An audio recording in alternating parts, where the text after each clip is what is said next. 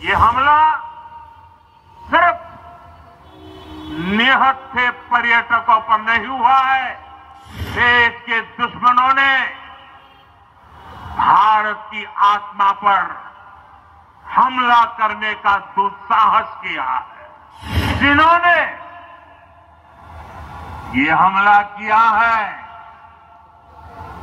उन आतंकियों को और इस हमले की साजिश रचने वालों को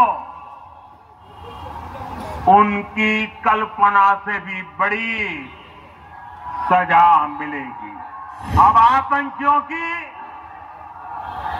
बची खुची जमीन को भी मिट्टी में मिलाने का समय आ गया है।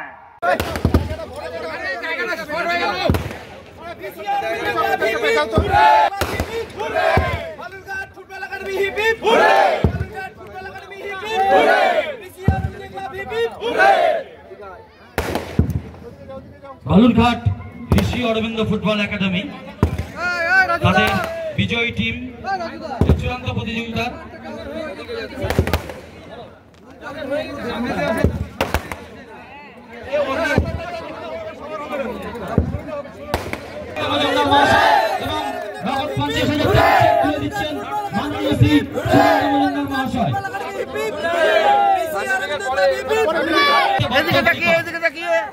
চ্যাম্পিয়ন্স ট্রফি একবার জোরে হাততালি চ্যাম্পিয়ন্স ট্রফি তুলে দিচ্ছেন লোকসভার সাংসদ মাননীয় শ্রী সুকান্ত মজুমদার মহাশয়। একবার বালুরঘাট ঋষি অরবিন্দ ক্লাবের জন্য জোরে হাততালি। বালুরঘাট ঋষি অরবিন্দ ক্লাব হিপিপ, বালুরঘাট ঋষি অরবিন্দ ক্লাব হিপিপ। এই মুহূর্তে চলছে ফটো সেশন। আমরা আমাদের ঐতিহাসিক মুহূর্তগুলোকে ক্যামেরা বন্দী করছি। সেই আবেগঘন মুহূর্ত of this first semi-final match. Showman Ekka, goalkeeper, winner Kusumundi Rabindranath Thakur football club. এই খেলায় ম্যান অফ দ্য ম্যাচ হিসাবে নির্বাচিত হয়েছেন অলোক সোরেন, কুসুমন্ডি রবীন্দ্রনাথ ঠাকুর ফুটবল।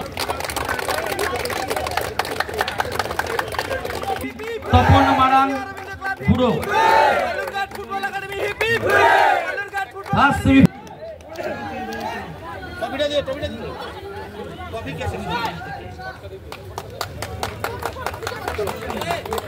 আমাদের চূড়ান্ত পর্বের যে প্রতিযোগিতা সেই ফাইনাল ম্যাচে ম্যান অফ দ্য ম্যাচ হিসাবে নির্বাচিত হয়েছেন মাসুম সোরেন।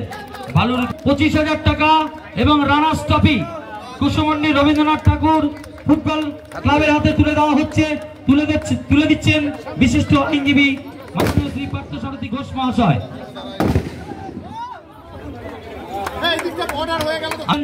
মেডেল পরিয়ে দিচ্ছেন মাননীয় শ্রী সুকান্ত মজুমদার মহাশয়।